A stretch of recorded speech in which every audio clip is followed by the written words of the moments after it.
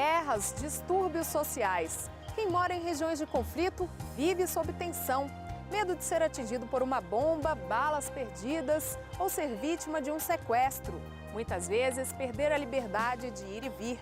Outras, não ter acesso à água, comida ou meios de comunicação. No programa de hoje, você vai saber o que fazer se o país em que você mora estiver em conflito. Que apoio o governo brasileiro oferece aos emigrantes para enfrentar o perigo? Onde mais procurar ajuda?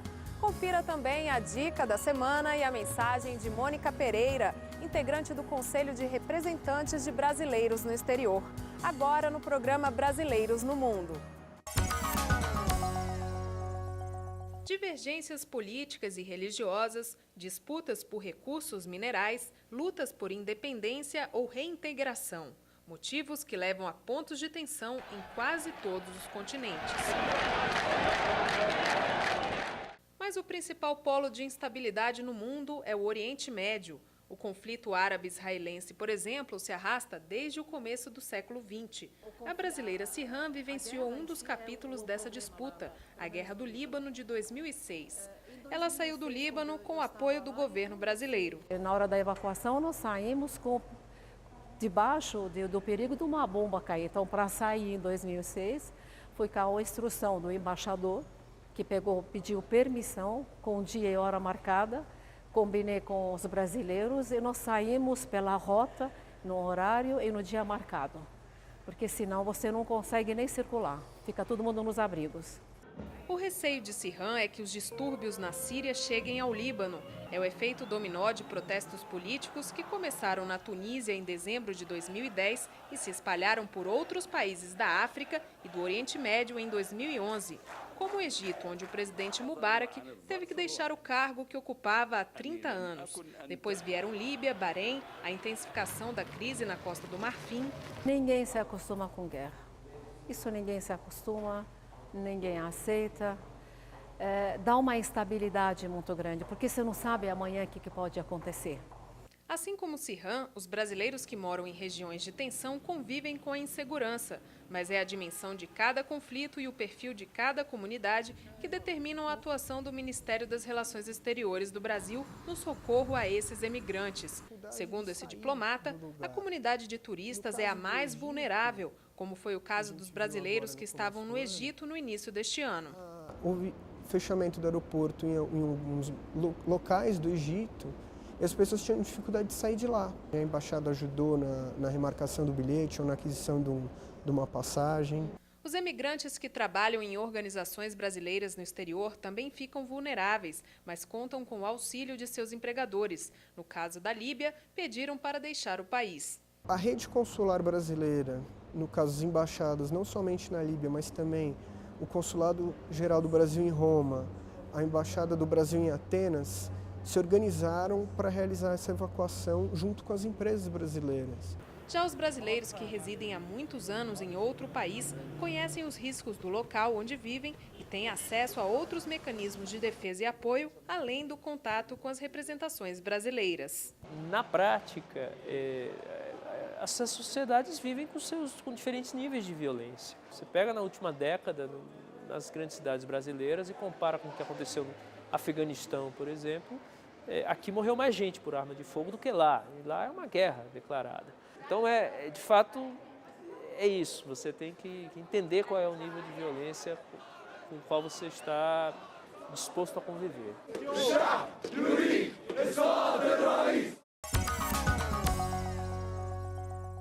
E com a gente, Carlos Moura, integrante da Comissão Brasileira de Justiça e Paz da Conferência Nacional dos Bispos do Brasil. Doutor Carlos, quando uma pessoa está numa região de conflito, a que riscos ela está exposta, seja esse conflito armado, político ou religioso? Há riscos de toda sorte, né?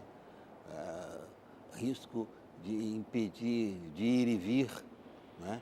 Até para chegar a um mercado e fazer compras, não é? Para que o cidadão possa manter a sua subsistência, né? Ficar desempregado. Os riscos são muitos. É preciso que cada crie a sua própria rede de solidariedade, a sua rede de proteção, e que essa rede se estenda a todos aqueles daquela nacionalidade, no caso dos brasileiros. Nunca viver isolado, não é? Sempre procurar viver em contato com a comunidade, no caso, a comunidade de brasileiros. No caso de conflitos políticos, por exemplo, existe censura?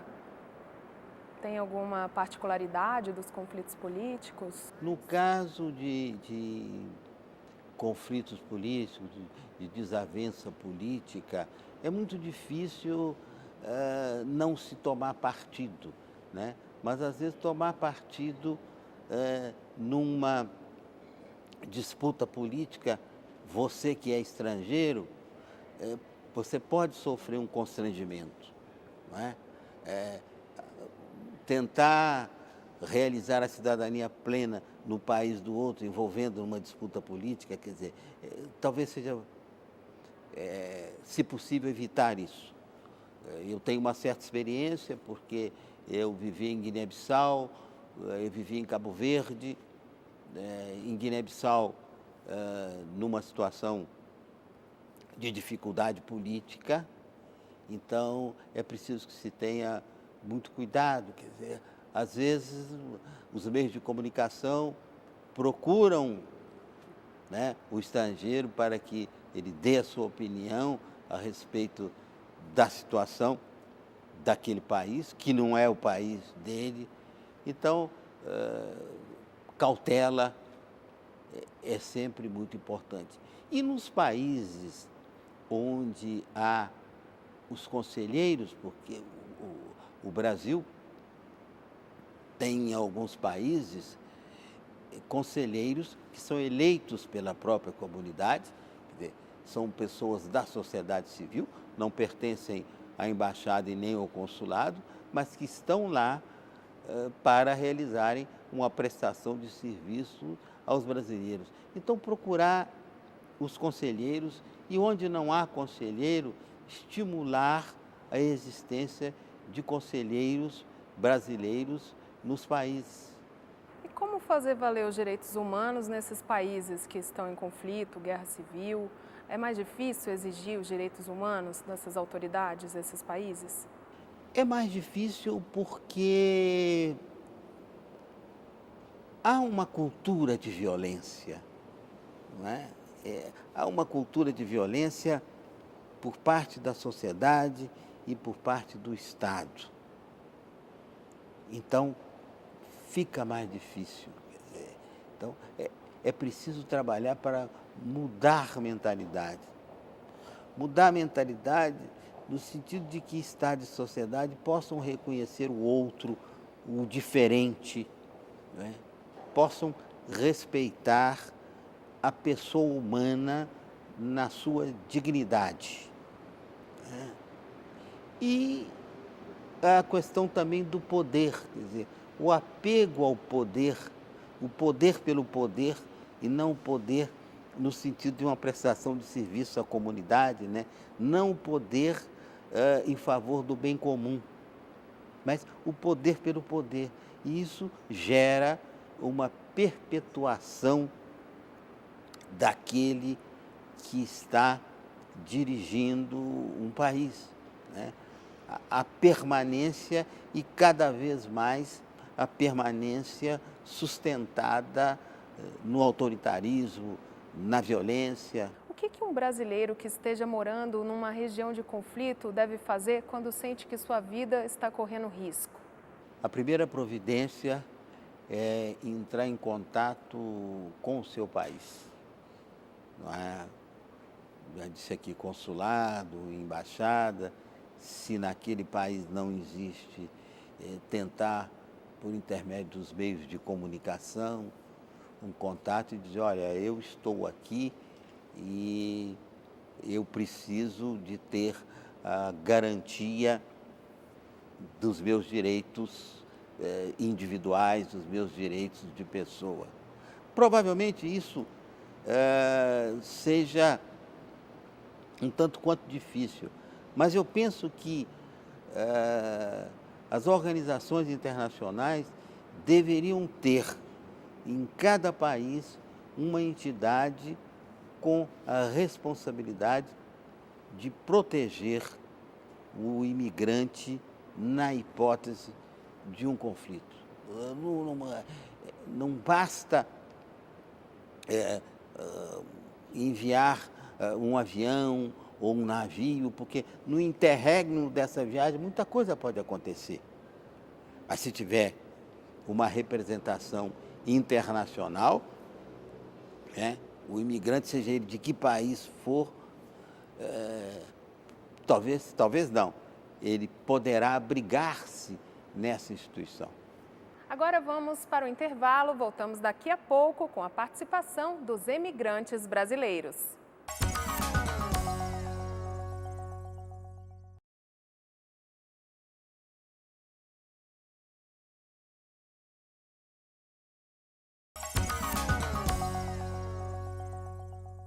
Este é o Brasileiros no Mundo, um programa da TV Brasil Internacional. Com a gente, Carlos Moura, da Comissão Brasileira de Justiça e Paz da CNBB. Agora, a participação dos brasileiros no exterior. Meu nome é Carlos, eu sou de São Paulo, no Brasil, e eu estou morando em Israel faz quase 2 meses. E a impressão que a gente tem quando se fala de um país que está em conflito como Israel, é que é um lugar sempre muito perigoso. E nesses 2 meses eu tenho me sentido, na verdade, mais seguro do que no Rio de São Paulo. Na verdade, existem alguns lugares onde há mais tensões, há mais até enfrentamentos, mas não tem acontecido isso aqui. E ao contrário de que muitos dos meus amigos e parentes imaginavam, eu estou bem tranquilo aqui.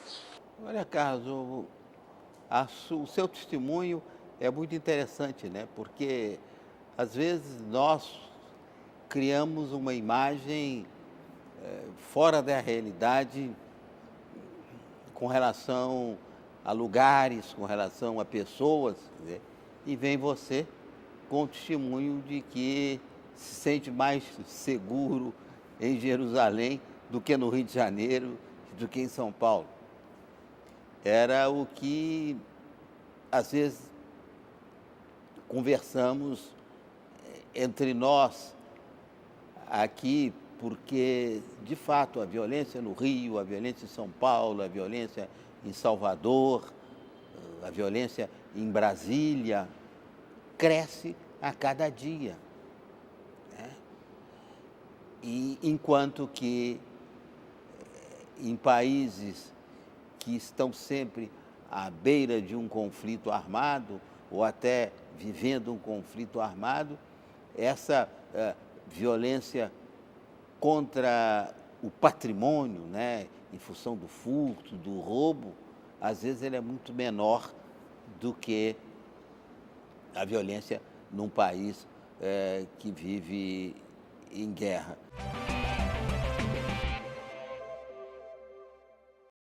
Meu nome é Mohamed Saleh, de Carapicuíba, São Paulo. E estou morando no Vale do Bekaa, no Líbano, desde 1991. Por falar da minha experiência sobre a guerra do Líbano de 2006, não tinha como entrar em contato com a embaixada. Todos os caminhos foram bombados pela força israelense. Eu não tinha como ir para Beirute, consulado e embaixada são em Beirute. O único jeito era ir para a Síria. Então, se tivesse algum consulado itinerante, era mais fácil para a gente entrar em contato com esse consulado itinerante no Bekaa. Mas acho que o ano passado, ou esse ano mesmo, teve eleições e foi, pela Itamaraty, foi criado um conselheiro brasileiro no exterior. E até tem uma pessoa, que é a senhora Harati, que representa os brasileiros aqui. Então, agora, qualquer coisa, a gente entra em contato com essa pessoa. Mohamed, essa sua ideia é muito interessante, né? Da criação de um consulado itinerante. Eu penso também que as organizações internacionais poderiam ter em cada país, né, um escritório que pudesse abrigar os imigrantes em caso de conflito. tem essa sua ideia e eu trago essa outra. Quer dizer, seria uma maneira eficaz dos organismos internacionais prestarem um serviço aos direitos humanos, quer dizer, ampararem, abrigarem e garantirem a liberdade do imigrante que se sente ameaçado em função de conflitos. Dr. Carlos, o Itamaraty sempre recomenda que quando um brasileiro está numa região de conflito, a primeira coisa que ele deve fazer é entrar em contato com uma representação brasileira no local. Mas no caso da família do Mohamed, por exemplo, que não conseguiu esse contato em 2006, não foi possível, que outras instituições esse brasileiro poderia recorrer? Eu desconheço nessa perspectiva, quer dizer, uma instituição que tenha esta finalidade. Mas, em diversos países, há entidade de direitos humanos, não é? Há as igrejas, há instituições de direito civil abertas para receberem quaisquer pessoas que estejam ameaçadas, porque há uma preocupação muito grande para a garantia dos direitos humanos, né? Por mais acirrada que seja a luta num país, sempre existe uma pessoa, duas pessoas, três pessoas da sociedade civil preocupada com os direitos humanos e pronta a abrigar quem necessita. Porque, é claro, o consulado ou a embaixada pode ajudar até certo ponto, mas onde não existe o consulado e nem a embaixada, o que fazer? Você tem que procurar socorro numa entidade de direitos civis existentes no próprio país. Bom, senhor Carlos Moura, muito obrigada pela participação aqui no programa Brasileiros no Mundo. E chegou a hora da dica da semana.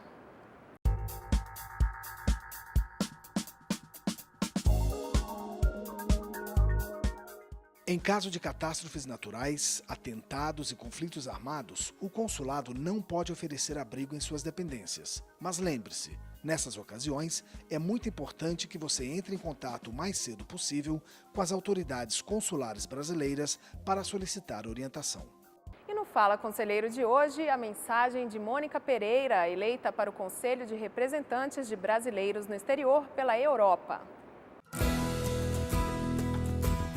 Os principais problemas que nós enfrentamos são os problemas que têm a ver com a imigração irregular, né? Nós temos muitos casos de brasileiros que são detidos, que são deportados, muitos brasileiros que são vítimas de violência e que não têm acesso à justiça, muitas famílias que não têm acesso aos cuidados de saúde, à educação, pela própria situação de irregularidade. A gente tenta, pressionar o governo para que pense nisso, a questão da regularização migratória, a questão do tratamento dos brasileiros que são detidos, que são deportados, a questão do acesso aos cuidados de saúde, do acesso aos direitos fundamentais, para que o governo brasileiro considere isso e pressione também os governos dos países europeus que violam esses direitos fundamentais, para que eles mudem de atitude.